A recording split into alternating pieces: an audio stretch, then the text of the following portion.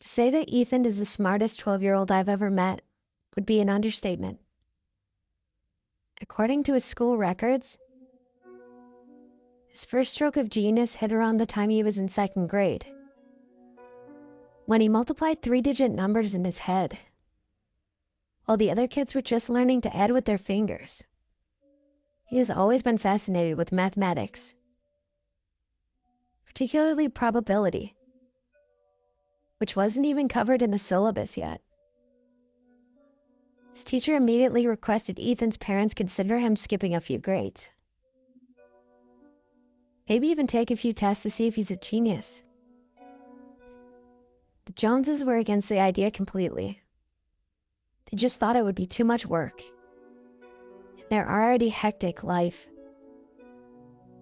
However, the absolute lack of attention or love from Ethan's parents isn't the reason why he's in my office every day at 4 p.m. Frankly, I don't think that bothers him.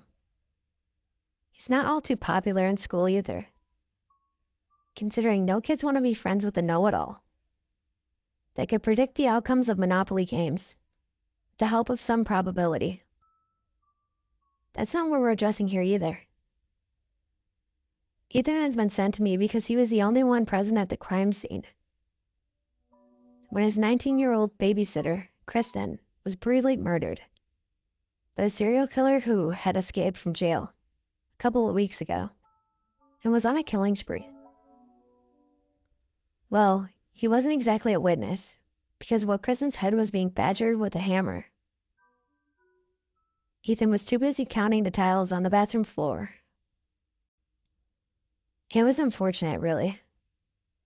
But fate would have it that Kristen met the patterns of the rogue killer's previous victims. The Joneses returned home to a bloody corpse in the middle of their living room, and their young boy seated on a chair in the dining hall, playing on his iPad. It was Miss Jones that believed her son required a psychiatrist, given God knows what he may have witnessed that evening. She wanted to ensure that he was still normal.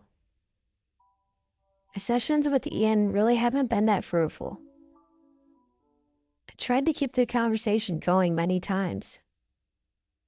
All I get in return were a few shrugs, maybe a half-hearted yeah now and then. Today, however, I decided to dive right in and talk about that gruesome evening.